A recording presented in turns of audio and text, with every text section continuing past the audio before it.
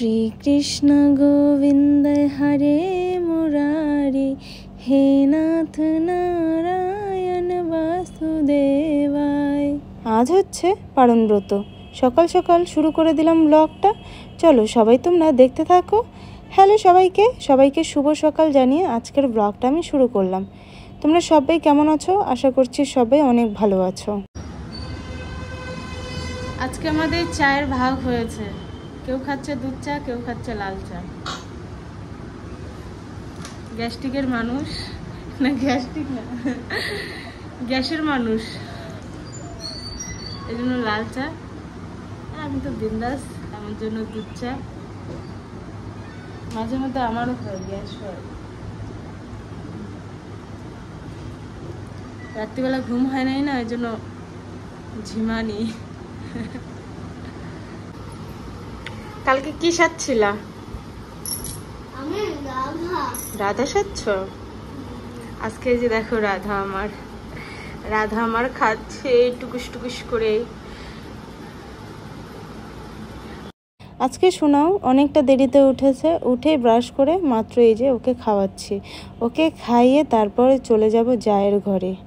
চা খেয়েই চলে গেছিলাম জায়ের ঘরে। আজকে যেহেতু পারণ ব্রত, গোপালকে অন্নভোগ নিবেদন করবে, সেজন্যই সবজি এগুলো কাটার জন্যই কিন্তু গেছিলাম।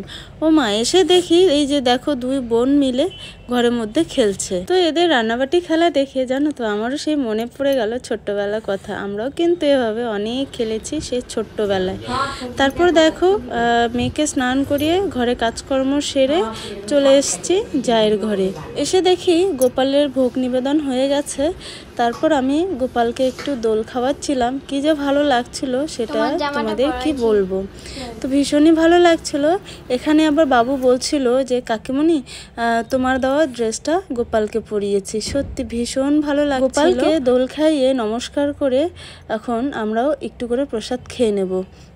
সত্যি দেখো, বাড়িতে পূজা করলে কত যে ভালো লাগে সেটা বোঝানোর বাইরে। মনটা ভীষণ খুশি লাগে, অনেক ভালো লাগে। আর আজকে সমস্ত ভোগ কিন্তু রান্না করেছে বড় মা। আর তোমরা কে কে গোপাল পুজো করেছো অবশ্যই কিন্তু একবার কমেন্টে জানাবে।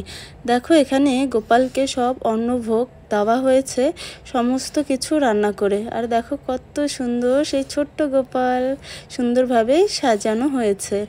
আর এখানে দেখো বড়মা সবাইকে প্রসাদ দিচ্ছিল, আর আমরাও খেয়ে নিলাম প্রসাদ। যেহেতু অন্নভোগ দিয়েছিল সেজন্যই আজকে দুপুরে কিন্তু আমাদের এখানেই খেতে বলেছিল। আর এখানে দেখো সবাই এসছে, পিসি শাশুড়ি, এটা হচ্ছে বড়মা শাশুড়ি। আর জানো তো কত দিন পর আমরা এভাবে সবাই মিলে খাচ্ছি। সত্যি ভীষণ ভালো লাগছিল এভাবে সবাই মিলে। আর জানো তো এভাবে সবাই মিলে খাওয়ার কিন্তু মজাই আলাদা।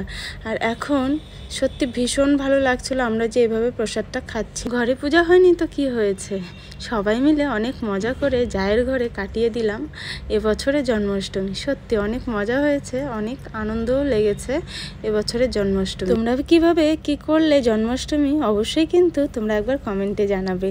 এখন গিয়ে মেয়েকে ঘুম পাড়াবো, অনেক বাজে। তো চলো মেয়েকে গিয়ে একটু ঘুম পাড়িয়ে দিই। 5 মিনিট কম 7:30। এই যে দেখো ঘুম হয়েছে। গুড ইভিনিং বলো, গুড ইভিনিং। তো আজকের ব্লগ এই শেয়ার করলাম। তোমরা কি করলে সেটা কিন্তু কমেন্টে জানাতে একদম ভুলবে না। চলো আজকের মতো এখানেই টাটা করছি সবাইকে। Good evening, tata.